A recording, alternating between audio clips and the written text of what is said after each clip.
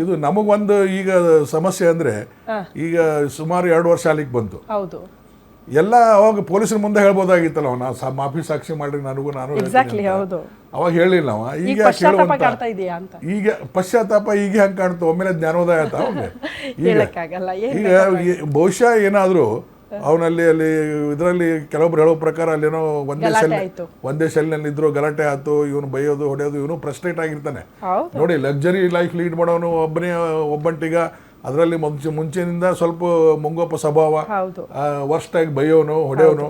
So ಅವನಿಗೇನೋ ಆಗಿರ್ಬೇಕು ಆ ಥರ. ಹೀಗಾಗಿ ಅವನು ನಾನು ಇವನಿಗೆ ಉಳ್ಸಾಕ ಹೋಗಿ ನಾನು ಯಾಕೆ ಸಫರ್ ಆಗ್ಬೇಕಂತ ಅನ್ನೋದು ಆ ಭಾವನೆ ಬಂದಿರ್ತದೆ. ಮತ್ತು ಇನ್ನೊಂದೇನೆಂದರೆ ಏನಾದರೂ ನಾನು ಉಳಿಬಹುದು, ಯಾರೋ ಹೇಳಿರ್ತಾರೆ ಅವನಿಗೆ, ನೀನು ಮಾಫಿ ಸಾಕ್ಷಿ ಆದರೆ ನೀನು ಉಳಿತೀಯಪ್ಪ ಅಂತ ಹೇಳಿರ್ತಾರೆ. ಅದು ಮಾಫಿ ಸಾಕ್ಷಿ ಒಮ್ಮೆ ಉಳಿಬಹುದು, ಒಮ್ಮೆ ಶಿಕ್ಷೆನೂ ಆಗ್ಬಹುದು, ಹೇಳಿಕ್ ಬರಲ್ಲ. ಶಿಕ್ಷೆ ಪ್ರಮಾಣ ಕಡಿಮೆ ಆಗ್ತದೆ. ಇದನ್ನ ಈ ಶಿಕ್ಷೆ ಪ್ರಮಾಣ ಕಡಿಮೆ ಆಗಿದ್ದನ್ನ ಅದು ಜಡ್ಜ್ ಡಿಸೈಡ್ ಮಾಡ್ತಾರೆ ಬಿಡಿ, ಅವನ ಮೇಲೆ ಅವ್ನು ನಿಜ ಹೇಳ್ತಾನೆ ಸುಳ್ಳು ಹೇಳ್ತಾನೆ ಅಂತ ಅನ್ನೋದು ಅದ್ರ ಮೇಲೆ ಡಿಪೆಂಡ್ ಇರ್ತದೆ. ಶ್ರೀನಿವಾಸರಿಗ ಇಷ್ಟು ದಿನಗಳ ಕಾಲ ಪೊಲೀಸರು ತನಿಖೆ ಮಾಡಿದಾಗ ಸಾಂದರ್ಭಿಕ ಸಾಕ್ಷಿಗಳನ್ನ ಕಲೆ ಹಾಕಿದ್ರು ಅಂತ ನಾವು ಕೇಳೋದು, ಚಾರ್ಜ್ ಶೀಟ್ ನಲ್ಲಿ ಉಲ್ಲೇಖ ಕೂಡ ಆಗುತ್ತೆ. ಸೊ ಇಂತಿಂತವ್ರು ಇದ್ರು, ಈ ತರ ಸಾಕ್ಷಿಗಳನ್ನ ನಾವು ಕಲೆ ಹಾಕಿದೀವಿ ಅಂತ. ಬಟ್ ಈಗ ಪ್ರದೋಷ್ ಯಾವ ರೀತಿ ಅಂದ್ರೆ ಮಾಫಿ ಸಾಕ್ಷಿ ಅಂದ್ರೆ ನಾನು ಕಣ್ಣಾರೆ ಕಂಡಿದ್ದೀನಿ, ಆ ಘಟನೆಗಳಿಗೆ ನಾನು ಸಾಕ್ಷಿ ಹಾಕಿದ್ದೀನಿ ಅಂತ ಅಂದಾಗ ಇದನ್ನ ಹೆಂಗ್ ನೋಡಬಹುದು ಸರ್ ಕೋರ್ಟು? ಅಂದ್ರೆ ದರ್ಶನ್ ಅವ್ರು ಆಚೆ ಬರುವಂತ ಕನಸು ಕಾಣ್ತಾ ಇದ್ರಲ್ಲ. ನಾನು ಆಗ್ಲೇ ಆರಂಭಿಕ ಒಂದು ಹೇಳಿದೆ, ವಿನಯ್ ಕುಲಕರ್ಣಿ ಅವರ ವಿಚಾರದಲ್ಲಿ ಮಾಫಿ ಸಾಕ್ಷಿನೇ ಮುಳುವಾಯ್ತು, ಜೀವಾವಧಿ ಶಿಕ್ಷೆ ಪ್ರಕಟ ಆಗೋದಕ್ಕೆ ಅದೇ ಕಾರಣ ಆಗೋಯ್ತು ಅಂತ. ಇಲ್ಲೂ ಕೂಡ ಅದನ್ನ ತಳ್ಳಹಾಕಕ್ಕಾಗಲ್ವಾ ನಾವು ಅಂತ ನೋಡಿ. ಈ ಮಾಫಿ ಸಾಕ್ಷಿಗೂ ತಪ್ಪೊಪ್ಪಿಗೆಗೂ ವ್ಯತ್ಯಾಸ ಇದೆ. 164 ಏನು ಹೇಳ್ತೀವಿ ತಪ್ಪೊಪ್ಪಿಗೆ ಇದೆಯಲ್ಲ, ಅದಕ್ಕೂ ಮಾಫಿ ಸಾಕ್ಷಿಯು ಸಹ ಎರಡು ವಿಭಿನ್ನವಾದಂಥದ್ದು. ತಪ್ಪೊಪ್ಪಿಗೆ ಕೊಟ್ರೆ ಶಿಕ್ಷೆನೆ. ಇಲ್ಲಿ ಮಾಫಿ ಸಾಕ್ಷಿ ಅಂತ ಹೇಳಿದ್ರೆ ಪ್ರಕರಣದ ಒಂದು ಭಾಗವಾಗಿದ್ದಂತಹ ವ್ಯಕ್ತಿ ಆತ ಪ್ರತ್ಯಕ್ಷವಾಗಿ ಕಂಡಂತಹ ವಿಚಾರವನ್ನು, ಸತ್ಯವಾದ ವಿಚಾರವನ್ನು, ಸಂಪೂರ್ಣ ವಿಚಾರವನ್ನು, ತನ್ನ ಪಾತ್ರವನ್ನು ಒಳಗೊಂಡಂತೆ ಇತರ ಆರೋಪಿಗಳ ಪಾತ್ರ ಏನಾಗಿತ್ತು ಅಪರಾಧ ಕೃತ್ಯದಲ್ಲಿ ಅದರ ಸಂಪೂರ್ಣ ವಿಚಾರವನ್ನು ನಾನು ನ್ಯಾಯಾಲಯದ ಮುಂದೆ ಸಾಕ್ಷಿಯಾಗಿ ಹೇಳುತ್ತೇನೆ ಅಂತ ಆತ ಅನ್ಕಂಡೀಷನಲ್ ಆಗಿ ನನ್ನನ್ನು ಮಾಫಿ ಮಾಡಿ ನಾನು ಈ ಪ್ರಕರಣದ ಸಾಕ್ಷಿದಾರನಾಗಿ ಸಾಕ್ಷಿ ಹೇಳ್ತೇನೆ ಅಂತ ಹೇಳಿ ಸಲ್ಲಿಸುವಂತಹ ಒಂದು ಅರ್ಜಿ. ಈ ರೀತಿ ಅರ್ಜಿಯನ್ನು ಸಾಮಾನ್ಯವಾಗಿ ಒಂದು ಪ್ರಕರಣ ತನಿಖೆ ನಡೆಸಬೇಕಾದ್ರೂ ಸಲ್ಲಿಸ್ಬೋದು, ವಿಚಾರಣೆ ಸಂದರ್ಭದಲ್ಲೂ ಸಹ ಸಲ್ಲಿಸ್ಬೋದು. ಈ ಅರ್ಜಿ ಸಲ್ಲಿಸಲಿಕ್ಕೆ ಪ್ರಮುಖ ಆರೋಪಿ ಸಲ್ಲಿಸಬಾರ್ದು ಅಂತ ಕಾನೂನಲ್ಲಿ ನಿರ್ಬಂಧ ಇಲ್ಲ. ಯಾರು ಬೇಕಾದರೂ ಸಲ್ಲಿಸ್ಬೋದು. ಆ ಅಪರಾಧ ಕೃತ್ಯ ಎಂಥ ಗ್ರೀವಿಯಸ್ ಆಗಿದ್ರೂ ಸಹ ಯಾವ ಆರೋಪಿ ಬೇಕಾದರೂ ಸಲ್ಲಿಸ್ಬೋದು. ಆದರೆ ಅದನ್ನು ಪುರಸ್ಕರಿಸೋದು ಅಥವಾ ತಿರಸ್ಕರಿಸೋದು ನ್ಯಾಯಾಲಯದ ವಿವೇಚನೆಗೆ ಬಿಟ್ಟಂತಹ ಒಂದು ವಿಚಾರ ಆಗಿದೆ. ಆ ಏನು 306, 307 ಆ ಪ್ರಾವಿಷನ್ ಇದೆ, ಅದರಲ್ಲಿ ಮೇ ಅನ್ನೋ ಪದನ ಬಳಸಿದ್ದಾರೆ. ಮೇ ಅಂತ ಹೇಳಿದ್ರೆ ವಿವೇಚನಾಧಿಕಾರ ಬರುತ್ತೆ, ಡಿಸ್ಕ್ರಿಷನರಿ ಪವರ್ ಅಂತ ಕರಿತೀವಿ ನಾವು. ಅದನ್ನು ಪುರಸ್ಕರಿಸೋದು ಬಿಡೋದು ನ್ಯಾಯಾಲಯಕ್ಕೆ ಸಂಬಂಧಪಟ್ಟಂಥ ವಿಚಾರ. ಮತ್ತು ನ್ಯಾಯಾಲಯ ಒಂದು ಸಲ ಈ ಅರ್ಜಿಯನ್ನು ಪುರಸ್ಕಾರ ಮಾಡಿದ್ರೆ ಆ ಸಂದರ್ಭದಲ್ಲಿ ಆ ವ್ಯಕ್ತಿ ಒಂದು ಪ್ರೊಸೀಜರನ್ನು ಫಾಲೋ ಮಾಡಬೇಕಾಗುತ್ತೆ. ಏನು 306(1) ಅಂತ ಹೇಳ್ತೀವಿ, ಆ ಪ್ರೊಸೀಜರ್ನ ಫಾಲೋ ಮಾಡಬೇಕಾಗುತ್ತೆ. ಅದು ಮ್ಯಾಜಿಸ್ಟ್ರೇಟ್ರ ಮುಂದೆ ಸತ್ಯವಾದಂಥ ವಿಚಾರ, ಸಂಪೂರ್ಣ ವಿಚಾರವನ್ನು ಆತ ಹೇಳುವಂಥದ್ದು. ತನ್ನ ಪಾತ್ರವನ್ನು ಸೇರಿ ಅಪರಾಧ ಕೃತ್ಯದಲ್ಲಿ ತಾನು ಒಳ್ಳೆಯವನಾಗಿದ್ದೆ, ತನ್ನ ಪಾತ್ರವಿಲ್ಲ ಅಂತ ಹೇಳ್ಕೊಳ್ಳೋದಲ್ಲ. ತನ್ನ ಪಾತ್ರವನ್ನು ಸೇರಿ ಇತರ ಎಲ್ಲ ಆರೋಪಿಗಳು ಅಪರಾಧ ಕೃತ್ಯದಲ್ಲಿ ಏನೇನು ಭಾಗವಹಿಸಿಕೆ ಇತ್ತು ಅವರದ್ದು ಅದನ್ನು ಸಂಪೂರ್ಣವಾಗಿ ಆತ ಹೇಳಬೇಕಾಗುತ್ತೆ. ಆ ಸಂದರ್ಭದಲ್ಲೂ ಸಹ ಆರೋಪಿ ಪರ ವಕೀಲರಿಗೆ ಯಾವುದೇ ಅವಕಾಶನೂ ಕ್ರಾಸ್ ಎಕ್ಸಾಮಿನೇಷನ್ಗಾಗಲಿ ತಕರಾರು ಸಲ್ಲಿಸ್ಲಿಕ್ಕಾಗಲಿ ಇರೋದಿಲ್ಲ, ಅವಕಾಶ ಇಲ್ಲ. ಅದು ಕೇವಲ ಆ ರೆಕಾರ್ಡ್ ಏನಾಗಿದೆ ಸ್ಟೇಟ್ಮೆಂಟು ಅದು ಮತ್ತೆ ಸೆಷನ್ಸ್ ಕೋರ್ಟ್ಗೆ ವಾಪಸ್ ಬಂದಾಗ ಅಂತ ಸಂದರ್ಭದಲ್ಲಿ ಆರೋಪಿ ಪರ ವಕೀಲರಿಗೆ ಆ ಸಾಕ್ಷಿಯನ್ನ ಕ್ರಾಸ್ ಎಕ್ಸಾಮಿನೇಷನ್ ಮಾಡೋಕ್ಕೆ ಸಂಪೂರ್ಣ ಅವಕಾಶ ಇರ್ತದೆ. ಇಲ್ಲಿ ಏನು ಅಂತ ಹೇಳಿದ್ರೆ, ಈ ಮಾಫಿ ಸಾಕ್ಷಿ ಒಂದು ಸಲ ಕೋರ್ಟ್ ಮುಂದೆ ಸಾಕ್ಷಿ ಹೇಳಲಿಕ್ಕೆ ಬಂದಾಗ ಆತ ಸಾಕ್ಷಿಯಾಗಿರ್ತಾನೆ. ಆತ ಆರೋಪಿಯಾಗಿರೋದಿಲ್ಲ.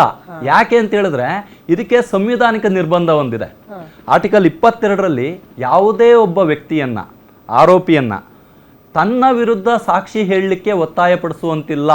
ಇದು ಸಂವಿಧಾನಬದ್ಧವಾದಂತಹ ಮೂಲಭೂತ ರಕ್ಷಣೆ. ಹಾಗಾಗಿ ಆ ಸಾಕ್ಷಿ ಆರೋಪಿಯಾಗಿದ್ದು ಸಾಕ್ಷಿ ಹೇಳಿದ್ರೆ ತನ್ನ ವಿರುದ್ಧ ತಾನು ಸಾಕ್ಷಿ ಹೇಳಲಿಕ್ಕೆ ಪ್ರೇರೇಪಿಸಿದಾಗುತ್ತೆ. ಆ ದೃಷ್ಟಿಯಿಂದ ಆ ಸಾಕ್ಷಿಯನ್ನ ಸಾಕ್ಷಿ ಅಂತ ಪರಿಗಣಿಸ್ತಾರೆ ಹೊರತು ಆರೋಪಿ ಅಂತ ಪರಿಗಣಿಸೋದಿಲ್ಲ. ಒಂದು ಸಲ ಆರೋಪಿ ಅಲ್ಲ ಸಾಕ್ಷಿ ಅಂತಂದಾಗ ಆತನ ಮೇಲೆ ಕಂಡೀಷನ್ ಇರುತ್ತೆ. ಆ ಕಂಡೀಷನನ್ನು ಆತ ಫುಲ್ಫಿಲ್ ಮಾಡ್ತಾ ಇದ್ದಾಗೆ, ಅಂದರೆ ಸಂಪೂರ್ಣವಾದಂತಹ ವಿಚಾರವನ್ನು, ತನ್ನ ಪಾತ್ರವನ್ನು ಒಳಗೊಂಡಂತೆ ಎಲ್ಲ ಆರೋಪಿಗಳು ಈ ಅಪರಾಧ ಕೃತ್ಯದಲ್ಲಿ ಏನೇನು ಅಪರಾಧವನ್ನು ಮಾಡಿದ್ರು ಅಂತ ಸಂಪೂರ್ಣವಾಗಿ ಸತ್ಯವನ್ನೇ ಹೇಳಿದ್ದಾದರೆ, ಅದನ್ನು ಬೇರೆ ಸಾಕ್ಷಿಗಳ ಹೇಳಿಕೆಗಳು ಅದಕ್ಕೆ ಪೂರಕವಾಗಿದ್ದಾಗ ಅಂತಹ ಸಂದರ್ಭದಲ್ಲಿ ಈತ ಬಿಡುಗಡೆ ಹೊಂದ್ತಾನೆ. ಅವನ ಸಾಕ್ಷಿ ಮೇಲೆ ಬೇರೆ ಆರೋಪಿಗಳಿಗೆ ಶಿಕ್ಷೆ ಕೊಡುವಂತಹ ಒಂದು ತೀರ್ಮಾನವನ್ನು ನ್ಯಾಯಾಲಯ ಕೈಗೊಳ್ಳುತ್ತೆ. ಓಕೆ ಶ್ರೀನಿವಾಸ್ ಸರ್, ವಾಪಸ್ ಬರ್ತೀನಿ. ಫಾರೆನ್ಸಿಕ್ ತಜ್ಞರು ಆದಂತಹ ಅವಿನಾಶ್ ಎಸ್ಆರ್ ಅವರು ಕೂಡ ಜಾಯ್ನ್ ಆಗಿದ್ದಾರೆ. ಸರ್ ನಮಸ್ತೆ, ಕಾರ್ಯಕ್ರಮಕ್ಕೆ ಆತ್ಮೀಯ ಸ್ವಾಗತ. ತಮ್ಮ ರಿಯಾಕ್ಷನ್ ತಗೊಳ್ತೀನಿ. ಅದಕ್ಕೂ ಮುಂಚೆ ನಮ್ಮ ಕ್ರೈಮ್ ಬ್ಯೂರೋ ಹೆಡ್ ಮಂಜುನಾಥ್ ಅವರು ಇದ್ದಾರೆ.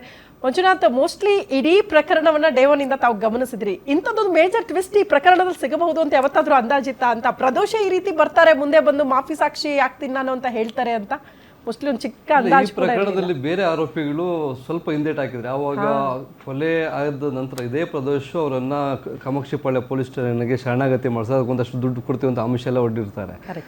ಅದಾದ ನಂತರ ಬೆಳವಣಿಗೆಯಲ್ಲಿ ಜೈಲಲ್ಲೇ ಅವ್ರಿಗೆ ಹಿಂಸೆ ಆಗ್ತಾ ಇರುತ್ತೆ. ಹಾಗಾಗಿ ನಮ್ಮನ್ನು ಬೇರೆ ಜೈಲಿಗೆ ಶಿಫ್ಟ್ ಮಾಡಿ ಅಂತಕ್ಕಂಥ ಅರ್ಜಿಗಳಾಗ್ತಾರೆ.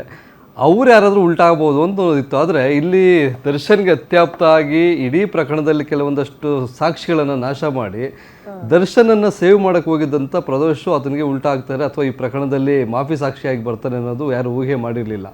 ಇಲ್ಲಿ ಈಗ ನಮಗೆ ಕೆಲವೊಂದು ವಿಚಾರಗಳು ತಿಳಿದು ಬಂದಾಗ ಪ್ರದೋಷ ಅರ್ಜಿ ಹಾಕೋದಕ್ಕೂ ಮುಂಚಿತವಾಗಿ ಒಂದಷ್ಟು ಬೆಳವಣಿಗೆಗಳಾಗಿದ್ದಾವೆ. ಇಲ್ಲಿ ಏನಂದರೆ A1 ಆರೋಪಿಯಾದಂಥ ಪವಿತ್ರ ಗೌಡರನ್ನ ಸೇವ್ ಮಾಡಬೇಕು ಅನ್ನೋ ಕಾರಣಕ್ಕಾಗಿ ಅವರ ಮನೆ ಕೆಲಸ ಏತ್ರಿಯಾಗಿದ್ದಂಥ ಪವನನ್ನು ಮುಂದೆ ಇಟ್ಕೊಂಡು ಒಂದಷ್ಟು ಬೇರೆ ಬೇರೆ ತಂತ್ರಗಾರಿಕೆಗಳನ್ನು, ಇಲ್ಲಿ ಯಾವಾಗ ರೇಣುಕಾಸ್ವಾಮಿ ಅಶ್ಲೀಲವಾದಂಥ ಮೆಸೇಜ್ಗಳನ್ನು ಕಳಿಸ್ತಾ ಇದ್ದ, ಅದಾದ ನಂತರ ಅದು ದರ್ಶನ್ಗೆ ನೇರವಾಗಿ ಗೊತ್ತಾಗುತ್ತೆ ಪವಿತ್ರ ಗೌಡಗೆ ಏನೂ ಗೊತ್ತಿರಲ್ಲ ಅನ್ನೋ ರೀತಿಯಾಗಿ ಬಿಂಬಿಸೋದಕ್ಕೆ, ಅದಕ್ಕೆ ಸಂಬಂಧಪಟ್ಟ ಒಂದು ಅರ್ಜಿ ಹಾಕೋದಕ್ಕೆ. ಯಾಕಂದ್ರೆ ಟ್ರಯಲ್ ನಡೀತಕ್ಕಂಥ ಸಂದರ್ಭದಲ್ಲಿ ಅದನ್ನು ಡೈವರ್ಟ್ ಮಾಡೋದಕ್ಕೂ ಪ್ಲ್ಯಾನ್ ಹಾಕಿದ್ರು. ಆದರೆ ಅವರು ಒಂದು ಕಡೆ ಆ ಥರ ಪ್ಲ್ಯಾನ್ ಮಾಡಿದ್ರೆ ಇಲ್ಲಿ ಅವರಿಗೆ ತದ್ವಿರುದ್ಧವಾಗಿ ಪ್ರದೋಷು ಮಾಫಿ ಸಾಕ್ಷಿ ಅರ್ಜಿ ಆಗಿಬಿಡ್ತಾರೆ. ಹೀಗಾಗಿ ಎಲ್ಲರಿಗೂ ಏನೋ ಒಂದು ಆಗುತ್ತೆ ಅನ್ನೋ ಒಂದು ಆತಂಕ ಇದೆ. ಹಾಗಾಗಿ ನಿದ್ದೆ ಮಾಡ್ತಾ ಇಲ್ಲ ಅಂತಕ್ಕಂಥ ಮಾಹಿತಿ. ಈಗ ಅವ್ರು ಹಾಕಿರ್ತಕ್ಕಂಥ ಒಂದು ಏನು ಅರ್ಜಿ ಇದೆಯಲ್ಲ ಅದರಲ್ಲಿ 11 ಪುಟ ಇದೆ. 11 ಪುಟದಲ್ಲಿ ಜೂನ್ 8, 2024ರಲ್ಲಿ ರೇಣುಕಾಸ್ವಾಮಿನ ಚಿತ್ರದುರ್ಗದಿಂದ ಕರೆದುಕೊಂಡು ಬಂದಾಗಿಂದ ಏನೇನೆಲ್ಲ ಆಯಿತು, ಶವವನ್ನು ಅಂದರೆ ರೇಣುಕಾಸ್ವಾಮಿ ಬಾಡಿನ ಸುಮನಹಳ್ಳಿ ಏನು ಸತ್ವಾನುಗ್ರಹ ಅಪಾರ್ಟ್ಮೆಂಟ್ ಅದು ರಾಜಕಾಲುವೆ ಬಳಿ ಬಿಸಾಕ್ಬಿಟ್ಟು ಹೋಗೋದು, ಅಲ್ಲಿಂದ ನಂತರ ದರ್ಶನ್ ಭೇಟಿ ಮಾಡೋದು, ಆರೋಪಿಗಳನ್ನ ಯಾರು ಕೊಲೆ ಮಾಡಿದವ್ರು ಬಿಟ್ಟು ಬೇರೆ ಯಾರನ್ನು ಹೋಗಿ ಸರೆಂಡರ್ ಮಾಡಿಸೋದು, ಇವೆಲ್ಲವನ್ನು ಪ್ರದೋಷ್ ಒಪ್ಕೊಂಡಿದ್ದಾನೆ. ಹೌದು. ಹಾಗಾಗಿ ಇಲ್ಲಿ ಪ್ರದೋಷ್ ಮಾಫಿ ಸಾಕ್ಷಿಯಾಗಿರ್ತಕ್ಕಂಥ ದರ್ಶನ್ ಮತ್ತು ಅವರ ಅತ್ಯಾಪ್ತರು ಯಾರು ಇದ್ದಲ್ಲ, ವಿನಯ್ ಇರ್ಬೋದು, ನಾಗರಾಜ್ ಇರ್ಬೋದು, ಜಗದೀಶ್ ಇರ್ಬೋದು, ಇವರೆಲ್ಲರಿಗೂ ಅದು ಶಾಕ್ ಆಗಿದೆ. ಹೊರಗಡೆ ಇರ್ತಕ್ಕಂಥ ಆರೋಪಿಗಳಿಗಿಂತ ಈಗ ಜೈಲು ಒಳಗಡೆ ಇರ್ತಕ್ಕಂಥ 7 ಜನ ಆರೋಪಿಗಳಿದಾರೆ, A1 ಇಂದ A7ವರೆಗೂ ಅವ್ರಿಗೆ ತುಂಬ ಇದು ಒಂಥರ ನುಂಗಲಾರದಂಥ ಬಿಸಿ ತುಪ್ಪ ಹಂಗಾಗಿದೆ ಈಗ. ಅಲ್ಲ ಅದೇ ಈಗ ಪ್ರಶ್ನೆ ಇದ್ದಿದ್ದು. ಈಗ ಪ್ರದೋಷ್ ಮಾಫಿ ಸಾಕ್ಷಿ ಆಗ್ಬಿಟ್ರೆ ಆತನ ಶಿಕ್ಷೆ ಪ್ರಮಾಣ ಕಡಿಮೆ ಆಗುತ್ತಾ, ಆತ ಬಚಾವ್ ಆಗ್ಬಿಡ್ತಾನ, ಆತ ಯಾಕೆ ಮುಂದೆ ಬಂದ ಅನ್ನೋದು ಪ್ರಶ್ನೆ ಅದು ಬರುತ್ತೆ. ಯಾಕಂದ್ರೆ ಪ್ರದೋಷ್ ಅವ್ರ ತಂದೆ ತೀರೋದ ಮೇಲೆ ಒಂದಷ್ಟು ಬೆಳವಣಿಗೆಗಳಾಗಿದ್ದಾವೆ. ಓಕೆ, ಅದ್ರ ಬಗ್ಗೆ ನಾನು ಮಾತಾಡ್ತೀನಿ. ಪ್ರಶ್ನೆ ಬರೋದೇ ಇಲ್ಲ. ಬರ್ತೀನಿ ಮಾಫಿ. ಓಕೆ.